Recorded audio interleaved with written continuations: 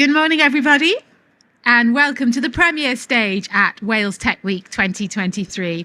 This is the stage that features actionable insights to inspire and inform you on key ways technology can transform your business or organisation. Today, we're focusing on the applications of technology in professional services and in the public sector.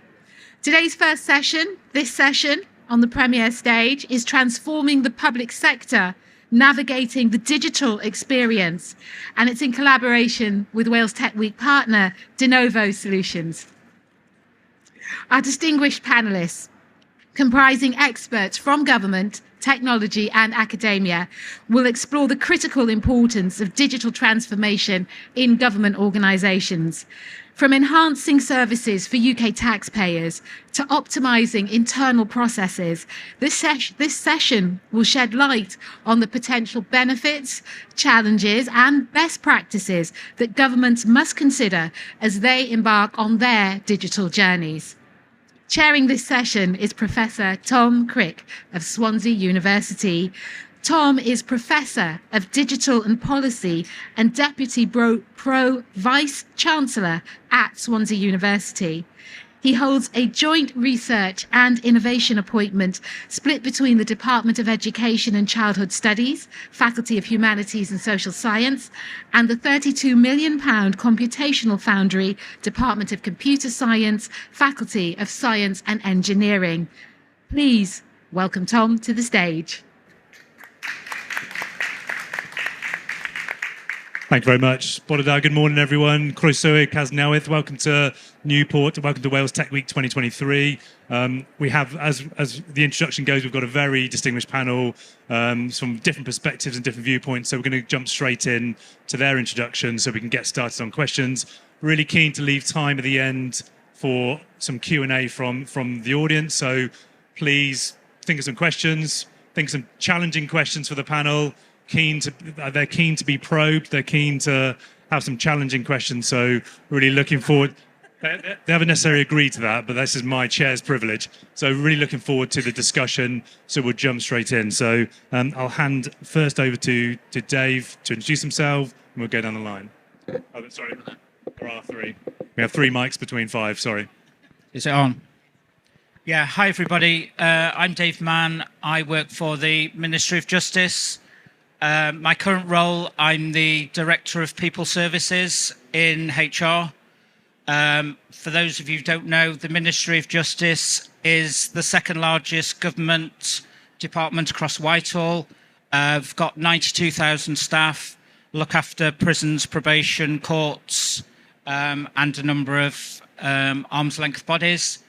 My role with technology, I suppose I started my journey back in 2005 when we opened our first shared service centre, working with Mark.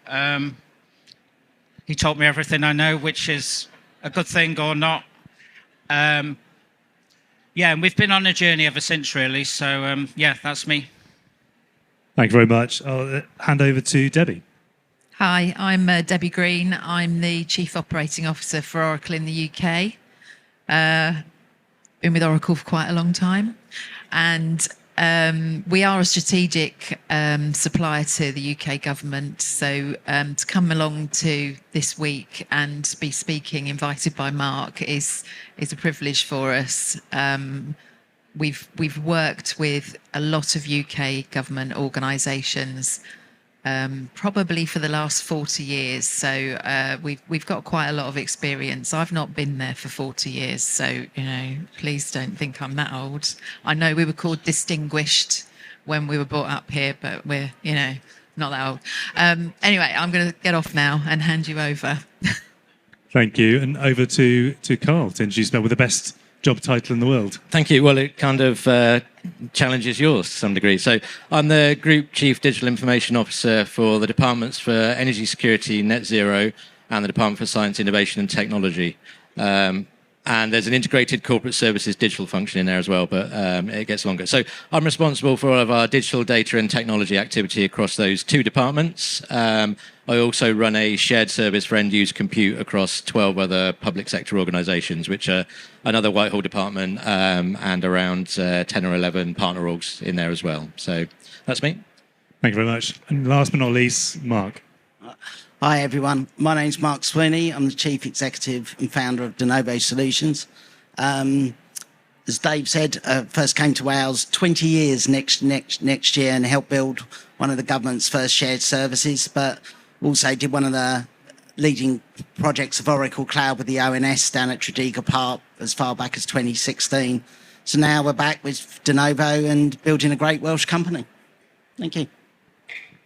Fantastic. Okay, well, let's kick things off. The aim of this panel, I guess, is to better understand some of the challenges. We're operating in a very febrile, data-driven, computationally complex, digital AI optimize and tune environment. So kind of keen to unpick some of these things from a transforming, say, digital public services or digital transformation in the public sector more broadly. So I'll come to Mark first, just for you to be able to reflect on some of your experience, I guess, from de Novo, but just where do you see some of the big challenges kind of right now in the public sector from a digital transformation piece? So I think the challenges with the public sector, and I think it's not just the public sector, I think it's all of us, is the speed of innovation is moving so fast.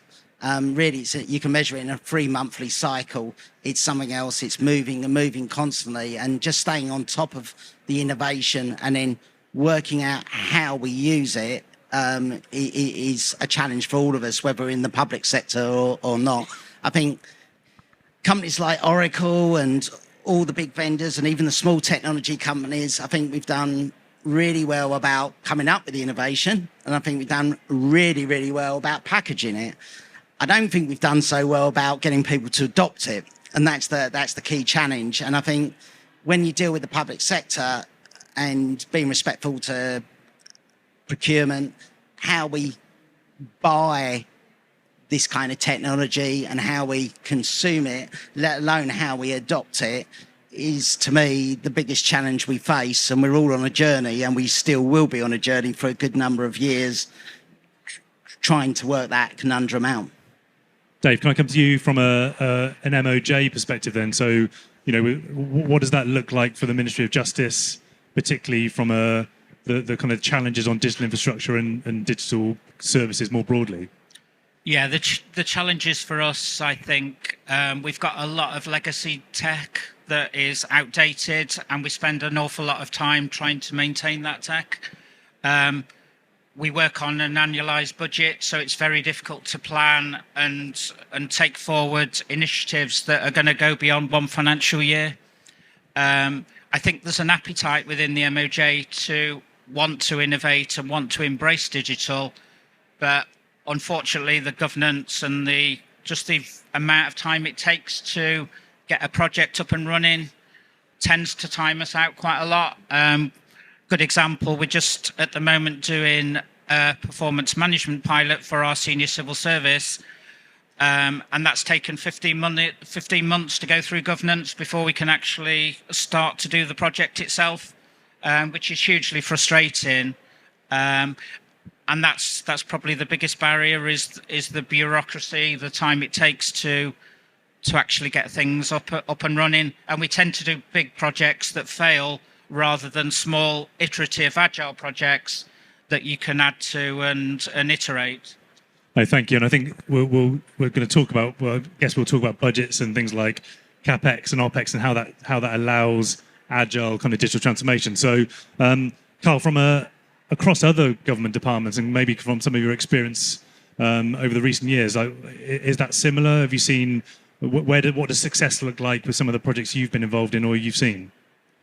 So I think the points that Mark and Dave have made, I totally agree with. Right? I don't think it's just the pace of change; it's the expectations have changed as well, which adds additional pressure, right? Because you've got a bunch of users who are like, "Well, why can't we have X, Y, and Z in weeks and months, not kind of months and years?" So that's definitely compounded the kind of delivery cycle. We're in a slightly different position in the departments that I oversee the technology for, and we are fully in the cloud.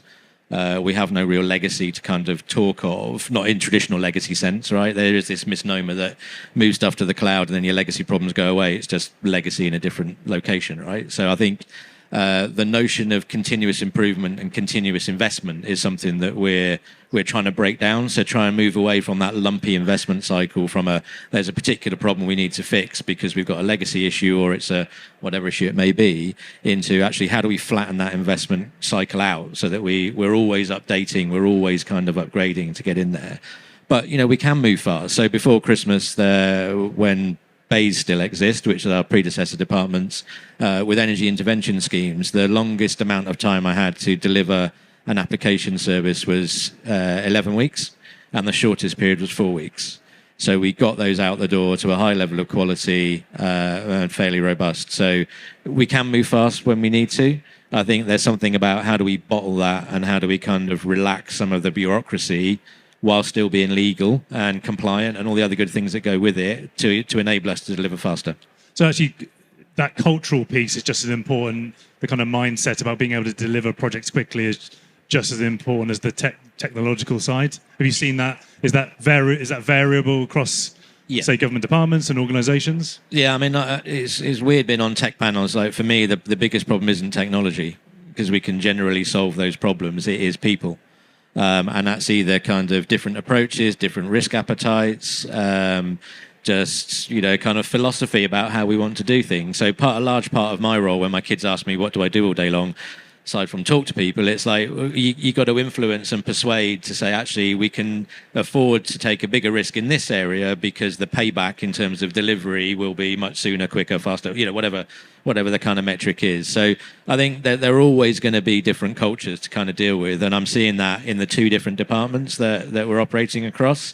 So certainly with science innovation, wanting to become the most innovative department in Whitehall brings with it some kind of challenges around pace of delivery. Whereas on the energy side, it's sometimes a bit more longitudinal. What do we do around energy markets? What do we do around resilience? That kind of stuff. So, and you get that dilemma particularly with AI, right? I don't go to a meeting at all where the two letters aren't mentioned in some way. And for me, it's kind of like, at the moment, in some cases, it's a solution in search of a problem. So how are we really defining what the outcome is we're trying to achieve and the problem we're trying to fix, and then deploy the technology? And we can do R&D to play around with new technologies, but actually, a lot of the time, you kind of spend your days working out how blockchain could be useful in the environment you're in. It's like, well, is it, shouldn't it, couldn't it? But what is the problem that we're trying to solve? Debbie, I'm really keen to hear your kind of perspectives here from a kind of a vendor, a major vendor side, but also how does Oracle kind of help solve these problems then from a major public sector digital transformation perspective? Well, I wish I could just give you a one-liner that would solve it. all. You've got one sentence, please. Yeah, thank you. Dave and Carl have talked about a lot of issues that we see all the time. It's not new. And when you're dealing with people and cultural differences in different organisations, be it public sector or commercial, doesn't matter. You can have the same challenges in the commercial sector. Really doesn't. Just in the public sector, we're obviously spending public money, so everyone is a little bit more mindful of that. It really is important for everybody to remember that, companies like Oracle spend a massive amount on R&D. We spend $6 billion a year on research and development of our products. It really isn't the technology that is the problem, in getting these projects mobilized, moving and delivering. It is all about the people and the culture in the different organizations. And the thing that we notice the most for those projects that succeed and those that struggle, I don't think I've seen many complete failures of projects, but that struggle is the leadership of them. So it's a very strong exec level engagement, sponsorship, understanding of the outcome that people want to get from these projects. And someone that is there all the way through, which in public sector is hard because people move on a lot for different reasons. And it's really important. So the best projects I've seen is where we've had a senior responsible officer that is totally engaged, understands the outcomes that we want to get, and then is there for the delivery of that.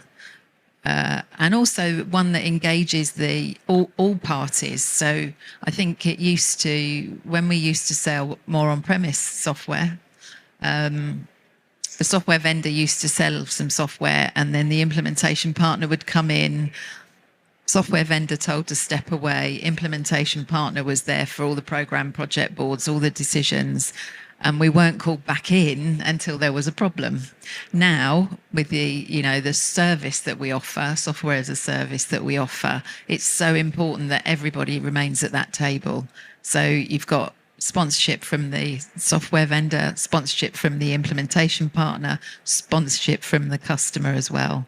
And that really is the key to making it work, I think. Are we starting to see that shift? So, it's sort of multidisciplinary or it's multi-organizational for the success of a major project. It's not just handing over to system integrators, or is that an easier pitch when you're going in to speak to different parts of government or the public sector more broadly? They understand that this is, if you want a project to be successful, this is the kind of approach.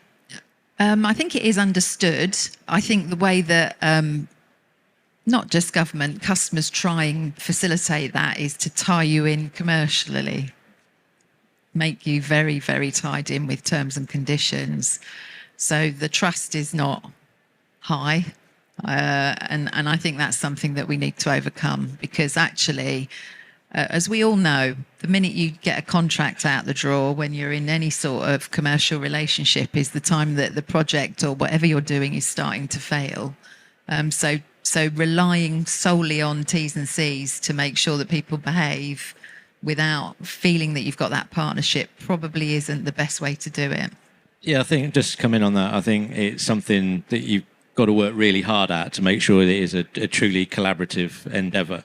Otherwise, it just becomes a real transactional kind of relationship, and that never works, right? Because I can't solve all of our problems with my resources and my team. I need the SIs and the providers to work very closely together and really understand our business and the challenges and the context that we're delivering with. So some of the stuff we've tried over the last few years to kind of make that more of a genuine collaborative effort is developing things like joint business plans, where we will sit down at the beginning of the year and say, okay, look, we know we've roughly got these challenges that we've got to deal with outside of the kind of contractual relation that we've got. How are we going to co-invest on one or two of these things and really make them a success? Because then there's a quid pro quo.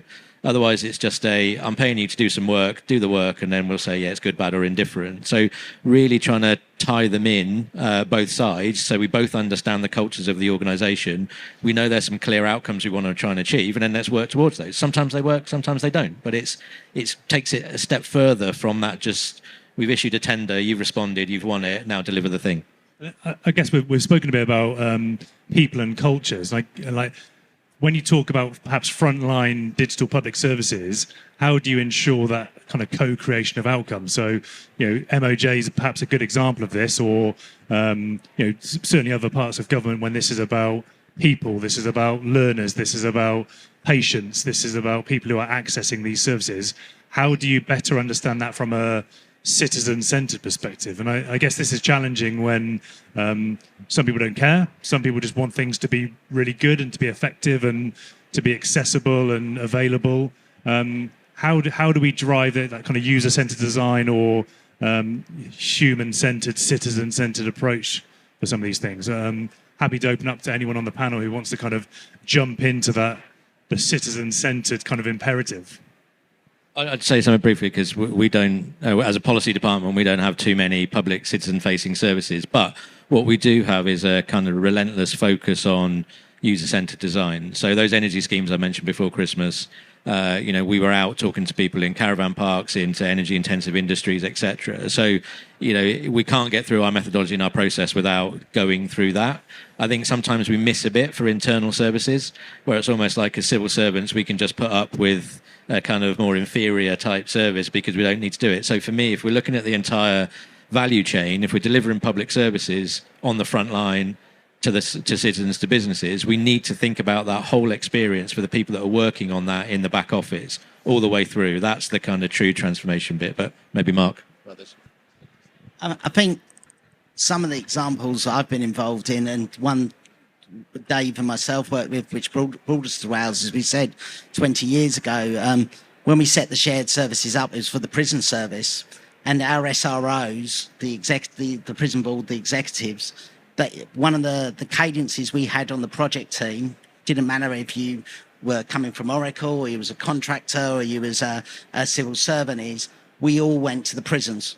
We walked the landings, we talked to prisoners, because the technology we were putting in was what the prison officers was going to use. So what they really installed in us from day one was to understand what we were doing was going to have an impact on the front line. And recently, Carl and myself are doing some work with secondary schools. So I won't say that's a different type of prison, but No comment.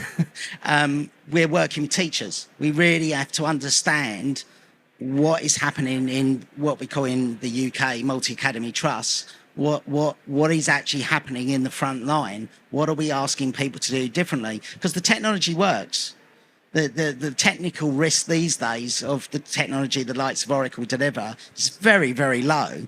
But it's the adoption, the people, and we have to understand how the front line works or engages with citizens, and there to ensure what we're designing, how it's to be used is easy, it's accessible, and we live in an age where our attention span is 20 seconds. It's not even the length of a TikTok dance, so it's Dave, just thinking that way. No, thank you. Dave, what does that look like from an MOJ perspective? 'Cause I think, if you think about squeeze on finite services and capacity, how is that kind of managed when there can be a very visible kind of public or societal impact? How is that managed? Yeah, it's an interesting one, and COVID has been a real accelerator for us in terms of our digital journey. So we've got like applications for probate that you can now do online. We've got criminal injuries compensation that you can claim digitally now, whereas pre-COVID it was all sort of manual paperwork that you had to sign. I think the investment has been far more on the outward facing side of our business than actually internally. So if you take prisons, for example, prison officers can't take their phones into prison.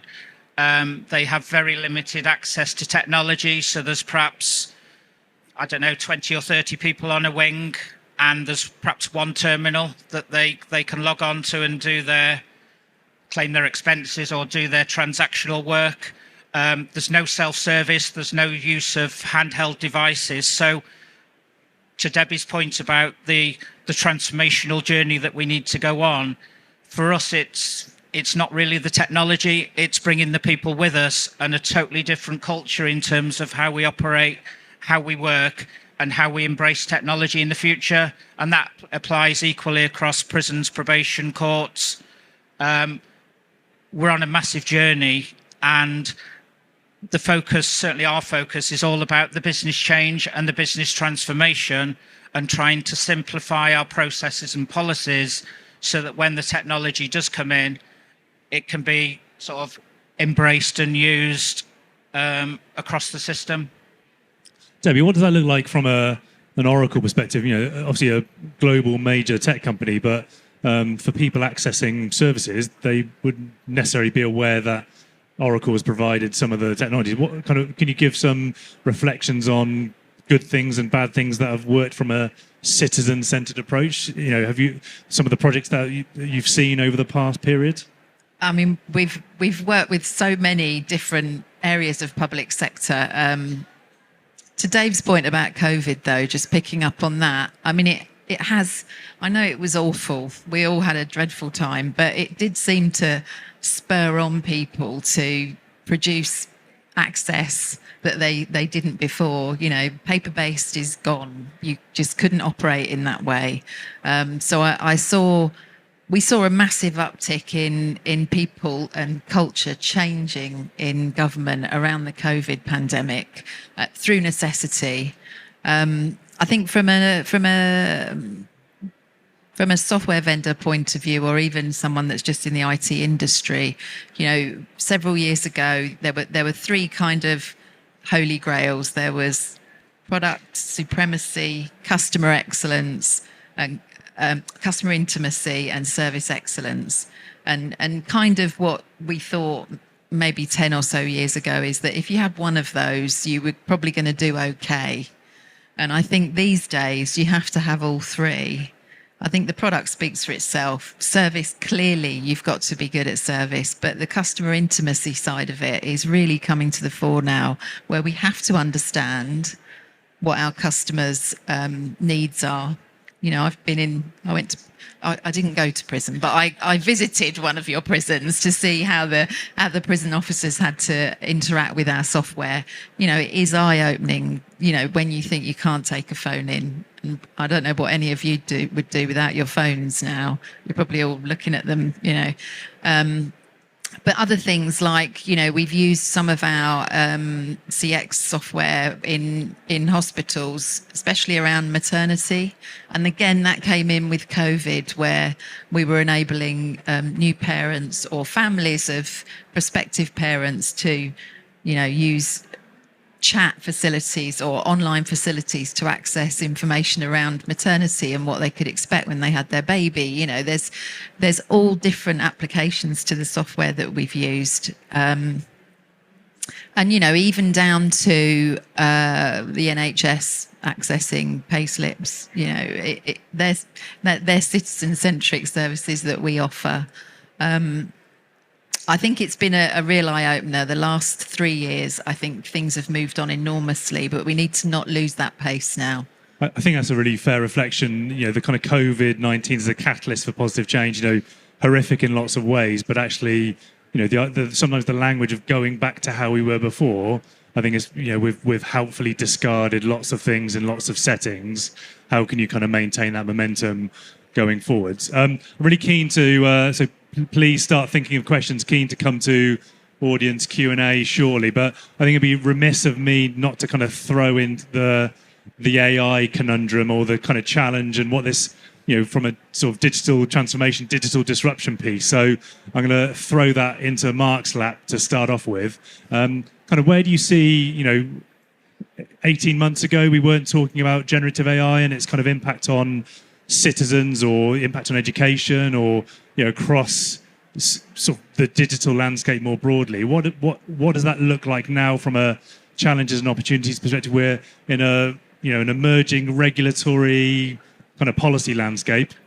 Direct quote: can we live stream this so we have a policy position? Just keen to hear your thoughts. Like, what does this mean? Some reflections on kind of now and maybe we're certainly not talking 5 years, but maybe the next 6 months. Like, what does that look like? I wouldn't know where to start. I've worked in technology all my life, 35 years now, and AI's been around for a long time. What we've seen is it's now been made accessible, and and then it becomes a commodity, and that's what it's taken off. But it has been around for a very, very long time. I do think it's, at the moment, it's like what Carl said earlier, it's a solution looking for a problem to solve. I don't think we've got the definitive use cases at the moment. We are seeing the early, with Oracle in recruitment, it's kind of low hanging fruit.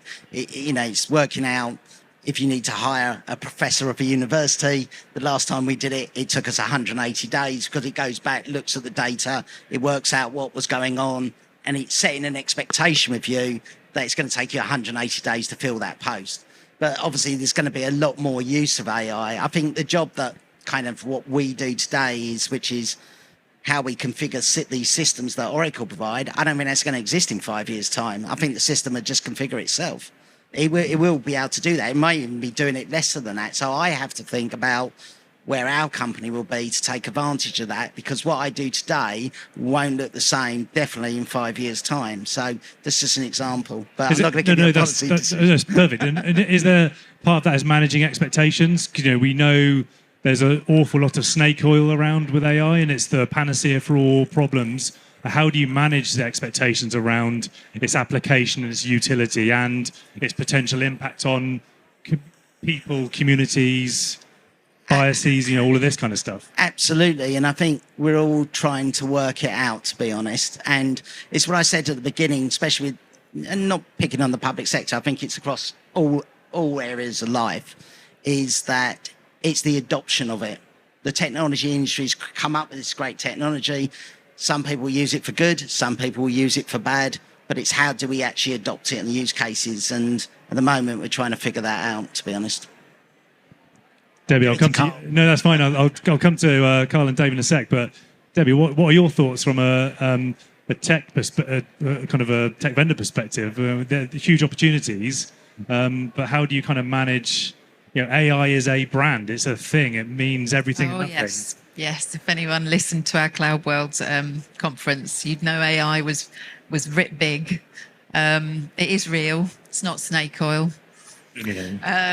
And to Mark's point, we've been using it for years. We have embedded AI in our applications that helps make decisions with people. It doesn't take away from the human side of it, looking and making sense of the information, but it is actually in there. And, you see it all every day, whether you like it or not. You go on Facebook, you get fed adverts that you probably may have spoken about or, so we use it all the time. We're just used to it.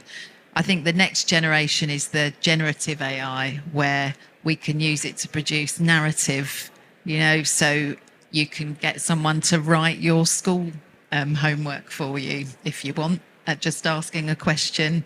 So it's the use of that generative AI that I think has suddenly sparked everyone off to thinking that's interesting.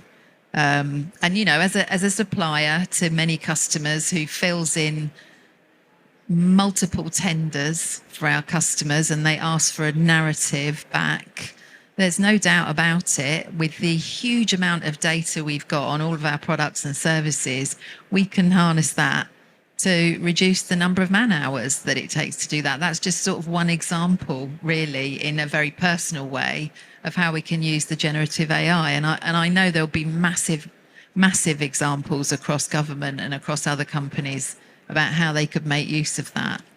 And I guess it's just the data that you feed from, that you've got to feel secure about that data.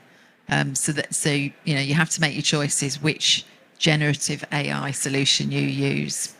Oh, thank you very much. And Carl, I'll come to you first. I mean, what are your thoughts from maybe the conversations you've been having over the last kind of 6 months, but what's the kind of mood message around the utility of AI, and where do we see the kind of biggest kind of short-term impacts? So I think in some senses we're still trying to work that out.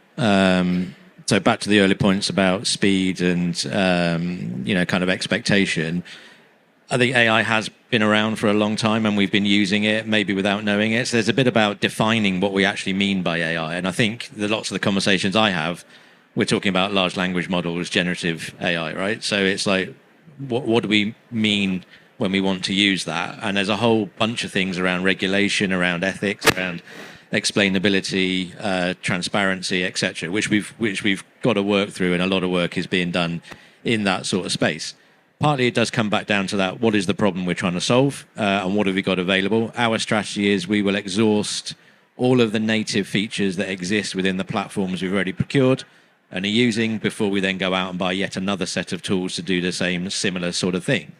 And there is, there's lots of different ways in which this is being used. I sat on a panel a few weeks ago on AI, and somebody from another large tech company spoke about how they used ChatGPT to write a reference for an employee because they didn't have time to kind of do it. And I thought, when have we really got to the stage where somebody that's worked with you for X number of years, you can't be bothered writing a kind of... So it comes back to, just because we could do something, should we do it? And I think we need to kind of hold that in our minds when we're looking at some of this tooling and opportunities it brings. And undoubtedly it will bring opportunities. We haven't talked about skills as a barrier to transformation. We'll see a shift in prompt engineering probably coming up. It's like, what does that mean for when we're kind of going through stuff with people? So lots of potential and opportunity. I think it's just how do we frame it best to make the most use of it? I think that's a really, really important framing around human-centered piece again, and obviously the responsible kind of research and innovation piece. So how is this being deployed? And I think maybe that kind of the HR example is really interesting. Dave, can I come to you around the kind of opportunities or the kind of potential, what this looks like when we think about explainability and accountability and the kind of automated decision-making piece. What does this look like in an HR world where you could have two different versions of a large language model generating a reference and a annual performance review and all this kind of stuff? What does that look like? It looks like a pipe dream at the moment, I have to say.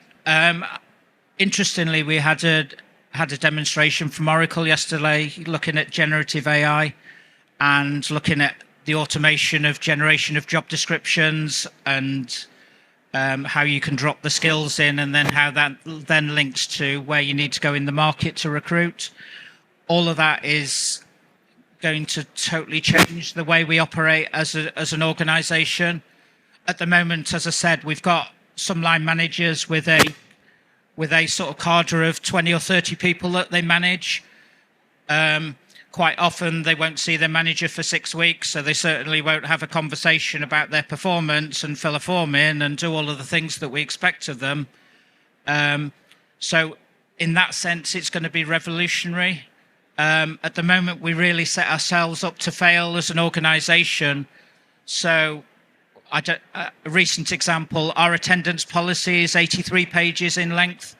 By the time you've found it, and then try and find the paragraph that actually is relevant to what you're trying to do to sort of support a member of staff who's off sick. And then the alarm bell goes and they have to go. And it's just that constant cycle of HR process failure because we haven't got the systems, we haven't got the capability, and we haven't got the time to really sort of invest and enhance and innovate. No, clearly this is not going away. What that kind of looks like in a sort of a managed, sort of controllable perspective is it's a fast-moving landscape. I'm really keen to open up to questions from the audience. So, perfect. Burning questions, please. Just Tom, just beyond that. Yeah, sorry. Before we come to that, so I think another event. I seem to go to a lot of events recently. There was a talk given by the Singapore government on how they're introducing friction into everything that they do with generative AI at the moment. So they have a smart compose tool where it will look at correspondence that comes in, and an operator can choose the sort of response it wants to give from a written response. And that is everything from polite to stern to slightly aggressive, whatever. And it goes through it all. But very deliberately, they've built in a process where there isn't the finished article. So somebody has to go in, review it, and then do it. So that kind of human in the loop scenario, I think we're going to have to make sure we have around for a long time yet before we're going to be overly reliant on just pressing a button and letting it deal with absolutely everything. Hi, Alan Hill from Splunk. We've talked quite a lot about people. My question's around people delivering digital services. So we've got services that need to be secure and resilient. They've got to be excellent for the citizens and hopefully for the civil servants as well. You've got this rapidly changing technology landscape, and we've got machine learning, we've got automation coming in. How do you continue to recruit the right skill set and then retain them in order to keep that standard of service going? And it's a broad question for the panel, not just for Dave from his HR perspective, and not just from Debbie, because she will recruit people and train them and probably pay more than the civil servants. And so we end up in this circle. What's the solution to it? That's a fantastic question. Happy to open up to the entire panel. You're more skirted around skills a bit. Clearly massively important. So keen to remark, like to start. I think it's all about investment in the younger generation, and it starts, and we've had discussions, especially yesterday and Sunday night, with the First Minister and the Welsh Government. It's about bringing awareness, getting hold of the children when they're 13, 14, get them infused in technology, and we've got to invest in the next generation to bring it through. And to me, that's really a long-term goal and plan, and that's the way we have to address it, because as I said, the jobs kind of we do today won't look that way by the time they finish their education, they come out into the workplace. So to me, I think the only way to crack the conundrum, because of the challenges we got, is long-term investment, really starting when they're really young, around 13, 14, showing them the opportunities there are in the industry, and as work evolves, and trying to catch them then and get them infused about it, and then being able to train them and support them through their education and into the workplace. And we take advantage of the Welsh Government apprenticeship scheme in a big way. I think it's great. I mean, not a lot of people can afford to go to university. It costs so much. And when you can grab young people, bring them into a company, train them up in skills like Oracle and ServiceNow, and these are really rich industry skills that we all need. And it's those products that use AI and those kind of technologies that, and then they're with us 4 days a week, and on the Friday they're getting that bit more of academic still rigor behind them, and the Welsh Government's funding that. I think it's the perfect kind of scenario, but you've got to get people infused into that. I think it's a great opportunity. It's just my view. No, thanks, Mo. Carl, I mean, you've already mentioned the digital data and technology kind of capability within government. What does that look like for you from a recruitment and retention and kind of upskilling? And it's a never-ending challenge, right? So we just have to try absolutely everything that we can do. So early talent is an area that we've invested in. So apprentices, also return to work type programs. We've got a schools outreach program, which we're going into schools from our digital team to kind of try and inspire everybody from sort of 11 upwards, and ideally before if we can. There's something for us, though, about the mission. So I've had the pleasure of working in the charity sector as well, which has got exactly the same types of issues when it comes to recruitment.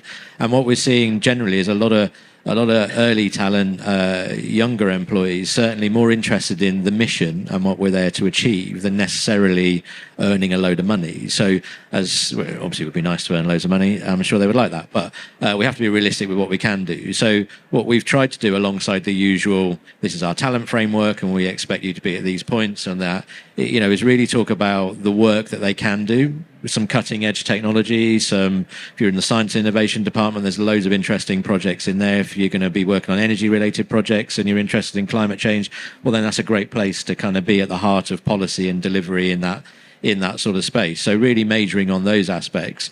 We're also trying to partner with our strategic partners to say, what's the learning and development offer that you can give us that helps enhance those careers?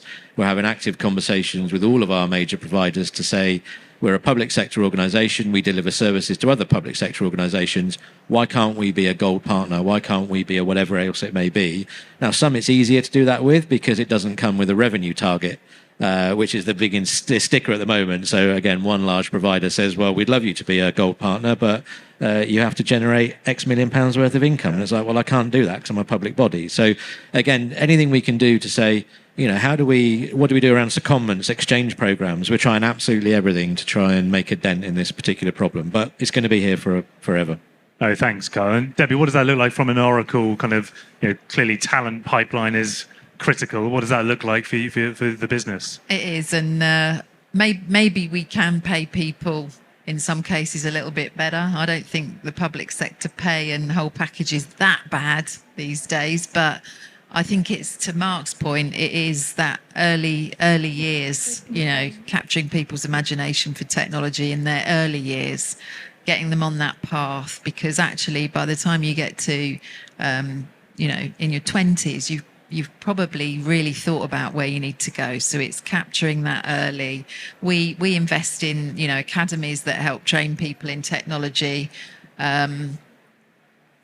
And we also invest, a lot in internships, and we have a program called Geno, which we've got someone here actually that went through our Geno program, which is supposed to attract university leavers but it's not a graduate program. It's also supposed to attract people that are on a second job, maybe, who have gone out into the job market and then decided they wanted to try something different.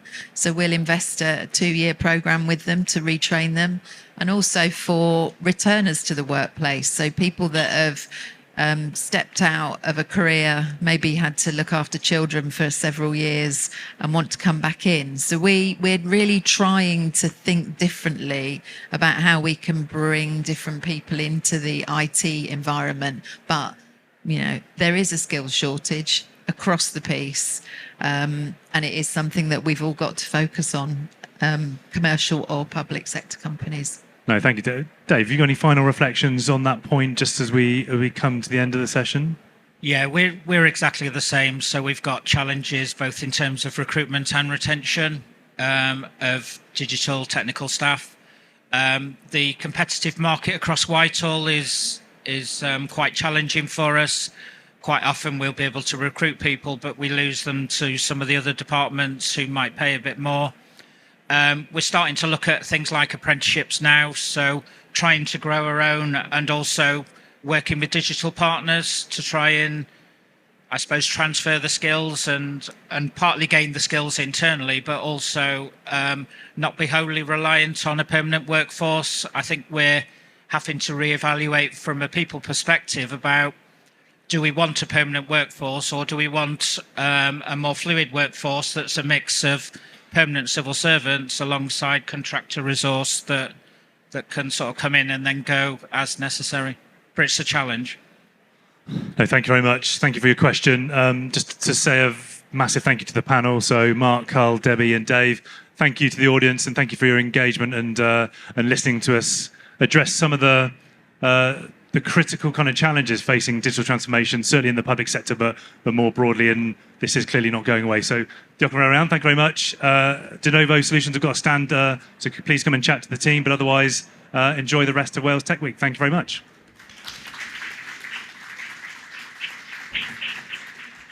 And thank you, Tom, for chairing an excellent panel. Applause for Tom as well, please.